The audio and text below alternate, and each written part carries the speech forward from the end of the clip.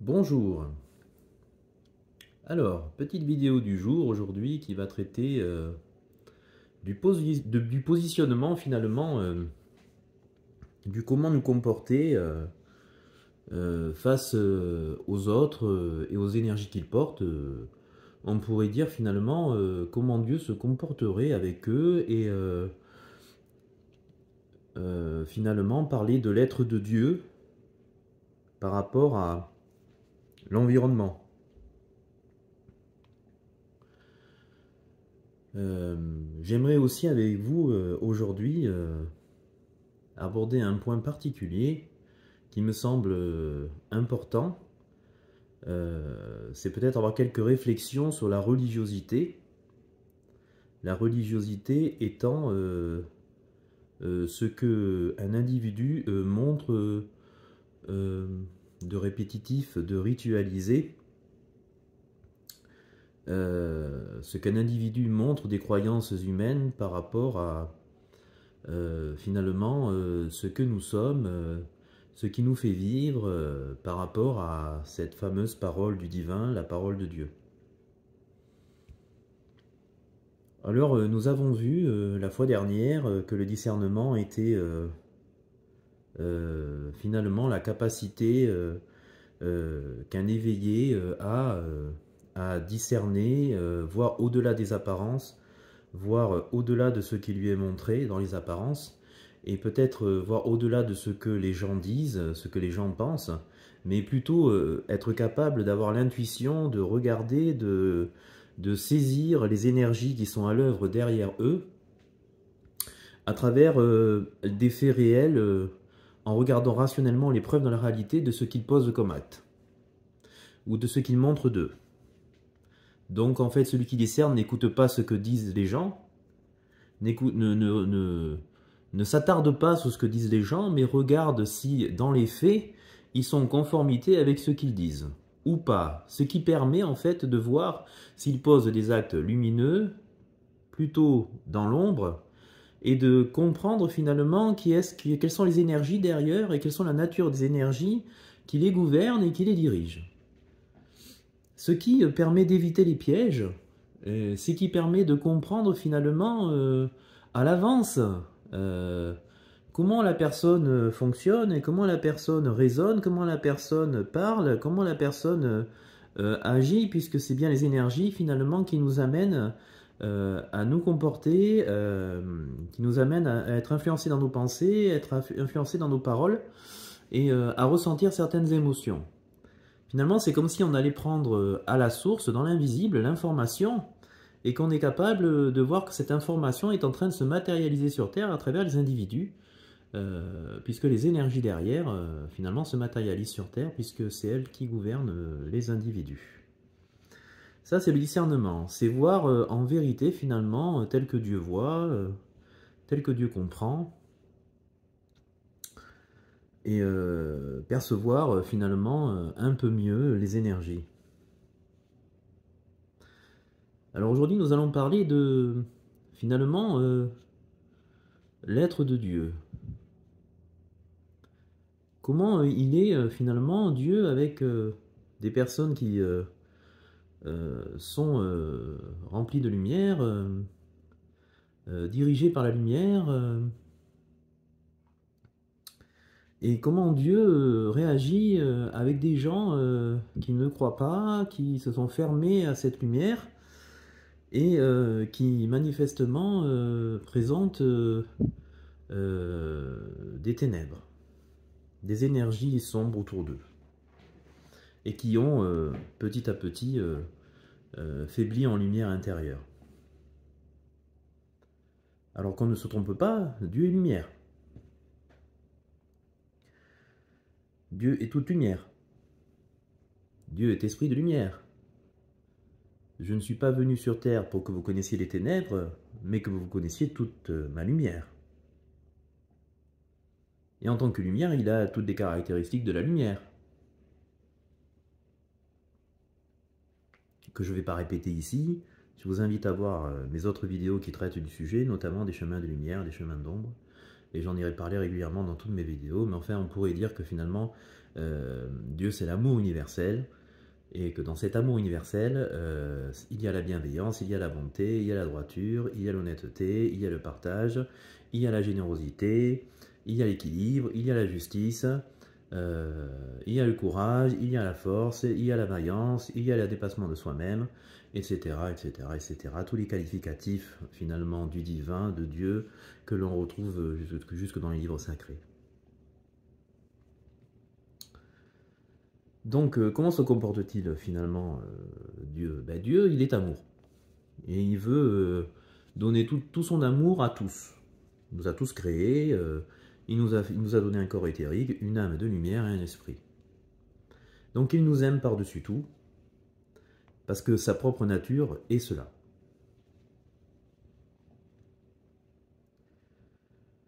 Donc tous ceux qui portent sa lumière, tous ceux qui se réfugient en lui, tous ceux qui ont organisé une relation avec lui, tous ceux qui lui parlent, tous ceux qui admettent qu'ils sont faibles, tous ceux qui lui disent parfois qu'ils n'y arrivent pas, tous ceux qui lui demandent pardon pour les erreurs qu'ils font, tous ceux qui finalement le savent au présent, lui parlent au quotidien, organisent une véritable relation de chaque jour, lui demandent, lui parlent, le prient pour les religieux, tout cela qui finalement le ramène davantage auprès de nous, alors toutes les synchronicités sont positives et nous avons de lui beaucoup de bienfaits. Mais ce qui est intéressant de savoir, c'est l'être de Dieu face à des gens qui ne croient pas, qui se sont fermés, très très souvent inconsciemment à lui, parce qu'ils n'ont pas conscience encore, car les processus de l'éveil n'est peut-être pas terminé, car le cheminement n'est peut-être pas encore arrivé à son terme, parce qu'ils ont des difficultés à comprendre ce que Dieu synchronise dans leur vie, les situations, pour leur permettre de grandir vers lui, de s'ouvrir à lui. Il peut y avoir 1000 explications, peut-être qu'ils sont un petit peu perdus dans leur passé, dans leurs traumas, dans des culpabilités, dans des hontes qui ne dépassent pas, des peurs, des doutes, des enfermements. Enfin, je vous invite encore une fois à regarder mes anciennes vidéos. Donc finalement, comment ils se comportent? Et finalement, comment il se comporte lui? Et comment il nous demande, nous, de nous comporter face à ces personnes-là? Il nous a rapporté que nous devons être tolérants. Que Dieu est tolérant. Il nous est dit que nous devons pardonner, que Dieu pardonne. Certes, nous devons être tolérants. Nous devons pardonner pour permettre à l'autre de grandir, pour permettre à l'autre d'avoir un moyen de voir qu'on peut réagir autrement, pour nous permettre de nous libérer nous intérieurement par le pardon. Certes, nous devons être tolérants, mais la question est de savoir comment allons-nous utiliser ce pardon, quand allons-nous utiliser ce pardon, et quand allons-nous tolérer et quand allons-nous mettre des barrières pour arrêter de tolérer. Ben, je dirais moi que le divin, il tolère jusqu'à l'anéantissement de sa propre nature. Je m'explique. En première intention, il va tolérer. En première intention, il va expliquer. En première intention, il va donner des arguments. Il va parler à la personne qui dérive, qui ne se rend pas compte, qui n'en a peut-être pas conscience, pour l'aider. Il va le faire avec bienveillance, avec bonté, sans aucun intérêt caché derrière, très directement, pour lui permettre de changer. Donc il va s'adresser à elle. Mais si en face de vous, vous avez quelqu'un qui vous écoute,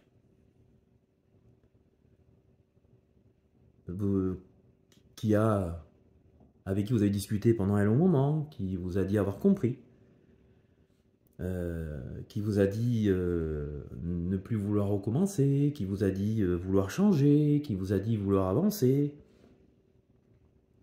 et que ça, cet acte-là de bonté et d'amour avec cette personne, vous lui avez laissé le temps de poser des changements, vous lui avez laissé le temps de poser des actes, Vous lui avez laissé le temps finalement de vous montrer ses bonnes intentions.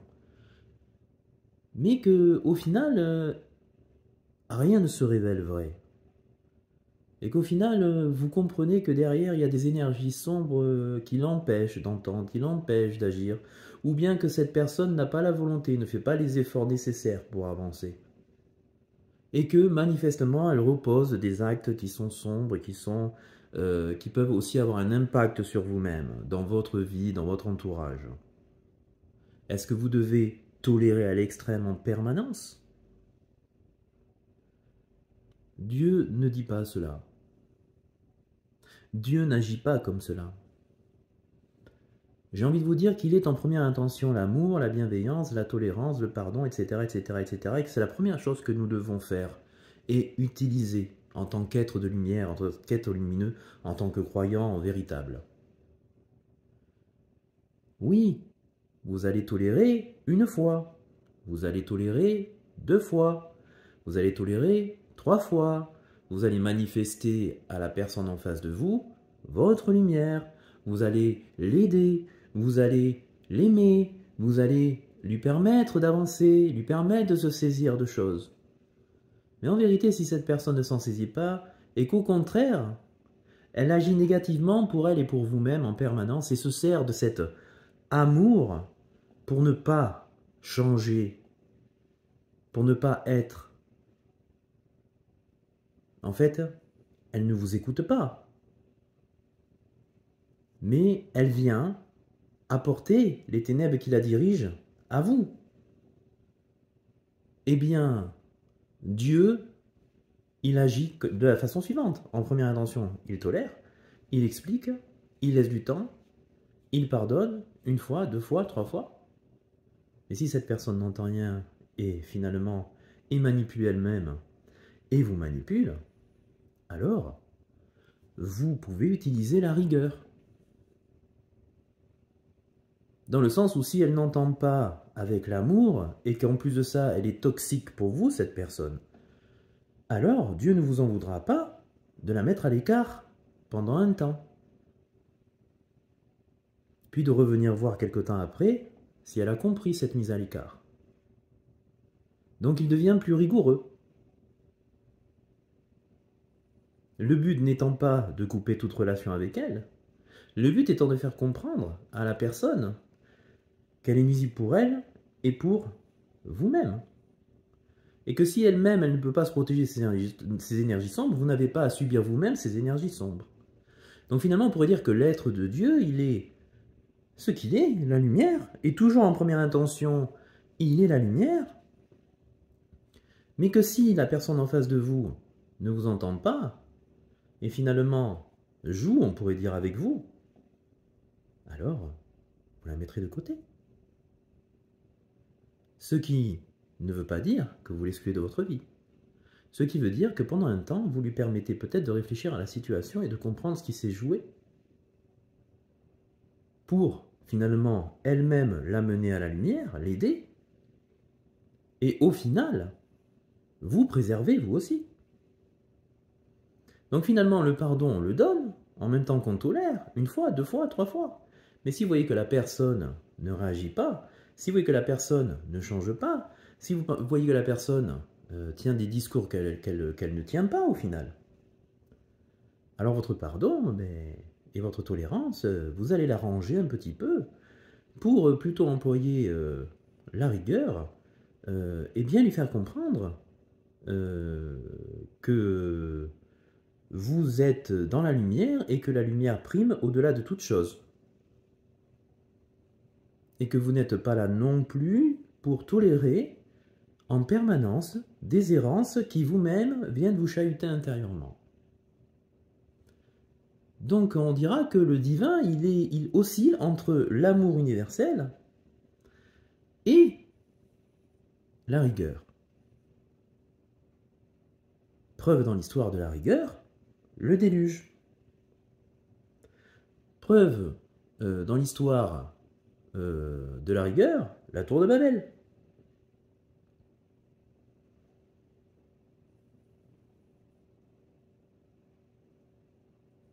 Donc toujours en première intention, l'amour universel, la bienveillance, la bonté.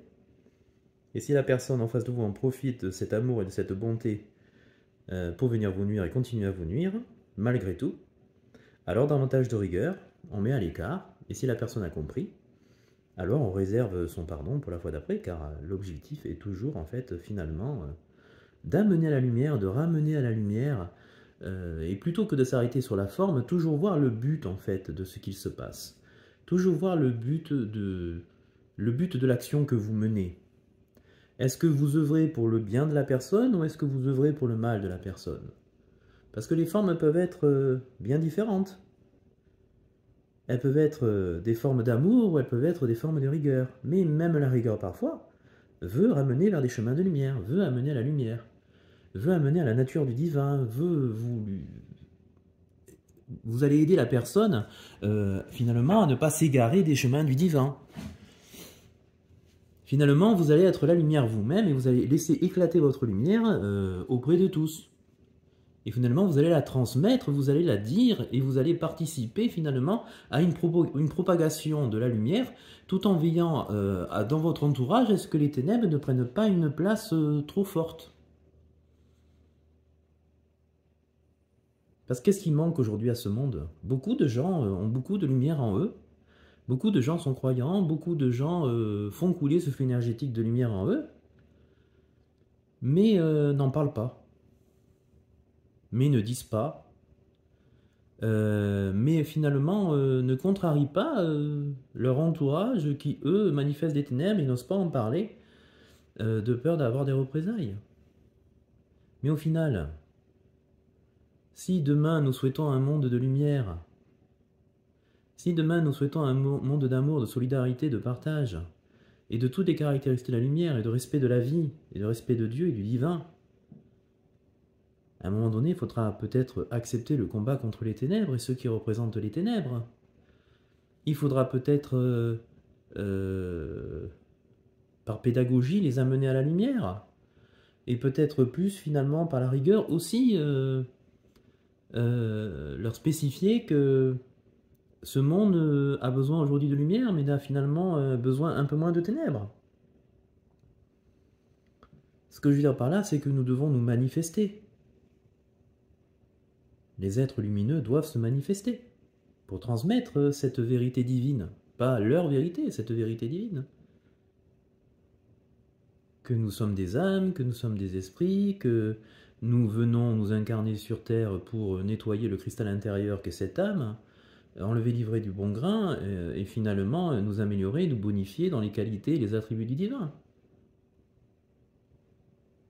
C'est finalement ainsi que nous arriverons peut-être à ensemble être des garants et des veilleurs de la tenue de la lumière sur Terre. Donc le divin oscille dans ses comportements entre l'amour universel et la rigueur. En privilégiant toujours sa propre nature, c'est-à-dire la bienveillance, la bonté avec les autres, l'amour, la tolérance et le pardon. Mais nous avons vu dans l'histoire qu'il peut aussi user de rigueur quand finalement les humains nient sa propre nature qui est la lumière et finalement portent un peu trop de ténèbres ou font beaucoup plus révérence aux ténèbres qu'à la lumière.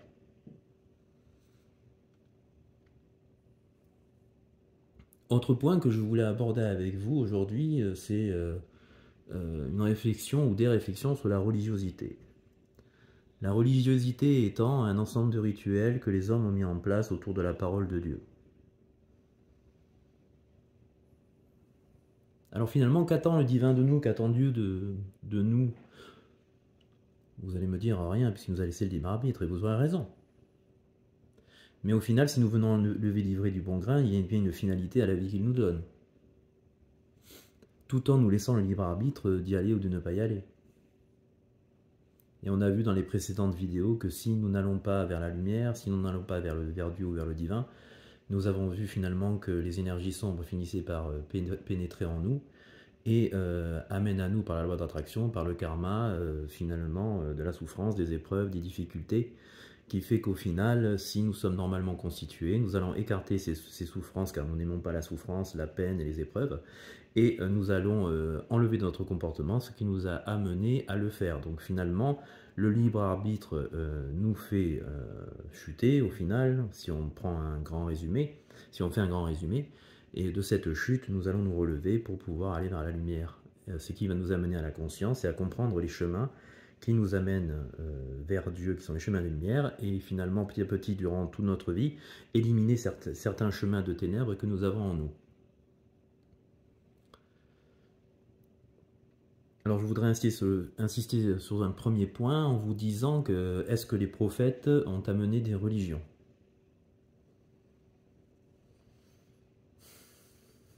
Ils ont amené la parole de Dieu à travers son verbe. Mais qu'est-ce que finalement la parole de Dieu, sinon un ensemble de comportements qu'il attend de nous au quotidien pour que sa lumière coule en nous, que ce flux énergétique coule en nous et finalement pouvoir être unis avec nous dans la connexion avec notre âme et donc la connexion avec le divin. J'ai envie de vous dire rien d'autre que cela. J'ai envie de vous dire que le plus important, le fond du message, ce que toute personne croyante, quelles que soient les religions qui le représentent, doit bien comprendre, c'est que le fond du message, le véritable message, ce que Dieu finalement veut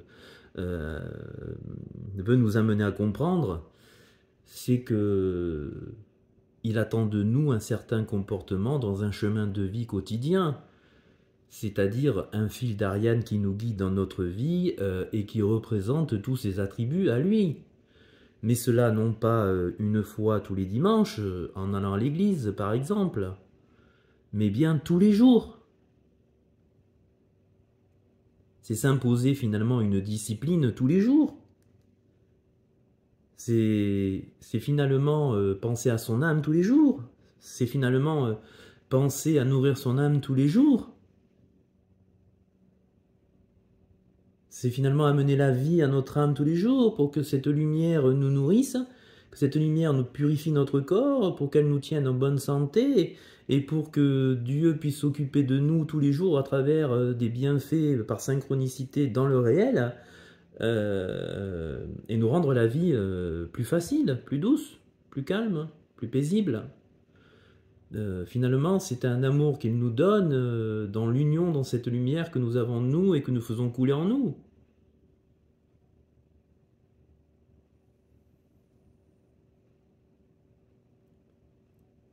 Alors, quand je parle de religiosité, je mets en garde contre des rituels qui pourraient suffire et gommer ce message qui est celui que l'on doit suivre absolument, pour notre âme, pour notre vie intérieure, pour notre relation avec le divin, pour notre bien-être. Ce que je veux dire par là, c'est que exécuter certains rituels ou certaines lois, si elles n'amènent pas à être ce comportement quotidien, chaque jour, qui va veiller à son âme, qui va prendre soin de son âme, qui va prendre soin de sa vie, qui va prendre soin de soi et des autres, si ce message n'est pas encore inscrit en soi, je crains que ce ne soit pas le rituel ou la loi qui vous y amène.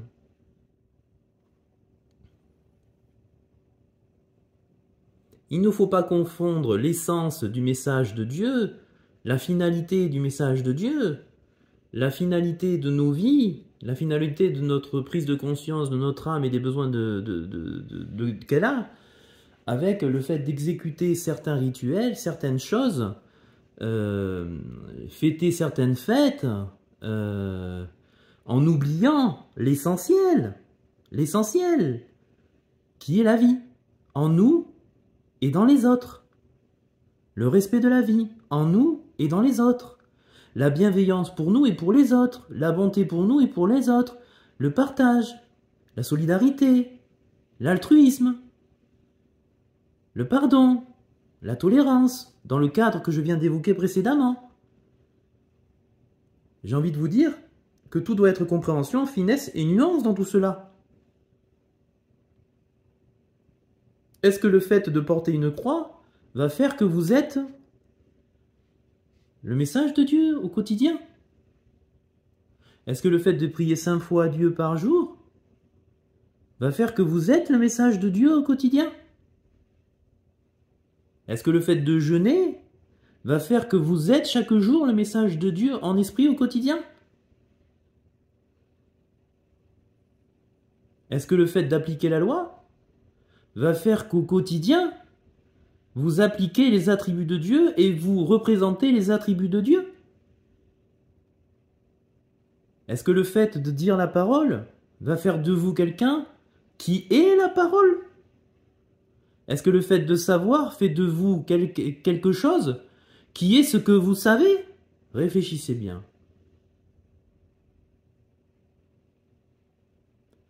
Je suis celui qui est. Donc le divin attend que vous soyez dans le comportement ses attributs. Et ces attributs relèvent du monde de l'esprit, du monde invisible. La générosité, le partage, la solidarité, l'altruisme, la force, le courage, on l'a vu déjà, sont des qualités de l'être et pas dans la matière.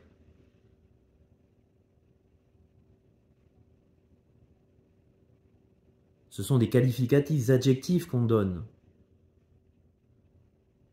mais qui ne se voient pas sur l'individu dans la matière. Donc ne jamais oublier que ce qui est important, c'est « je suis celui qui est ». Et nous tous, nous devons arriver un jour finalement à nous rapprocher de celui qui est, dans ses attributs. D'où l'objet de la vie au quotidien, et de nous tenir le plus possible dans ses adjectifs au quotidien. Bien sûr que tout le reste n'est pas interdit. Bien sûr que fêter Dieu, c'est une grande joie. Mais ne confondons pas la chose prioritaire qui est d'être celui qui est et de nous rapprocher le plus possible malgré nos faiblesses, malgré notre corps, malgré la matière, malgré tout ce qui nous entrave, essayer d'être le plus possible dans ses attributs et bien lui dire de temps en temps de nous pardonner car finalement nous trébuchons souvent et il est particulièrement difficile d'être complètement ce qu'est lui, ce qu'est le divin, ce qu'est la lumière totale. Nous ne le sommes pas. Mais si nous tendons à l'être, alors nous allons nous bonifier, nous allons épurer petit à petit, nous allons cheminer et alors peut-être allons-nous atteindre l'éveil et l'illumination.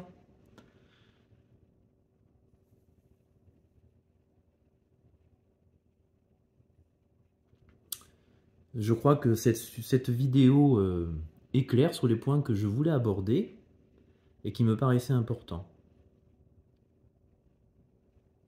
Je vous remercie de m'avoir écouté.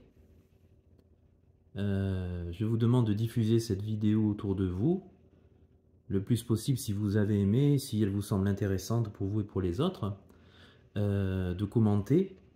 Et je vous rappelle une énième fois que j'organise des visioconférences sur le thème de la spiritualité le mercredi et le samedi.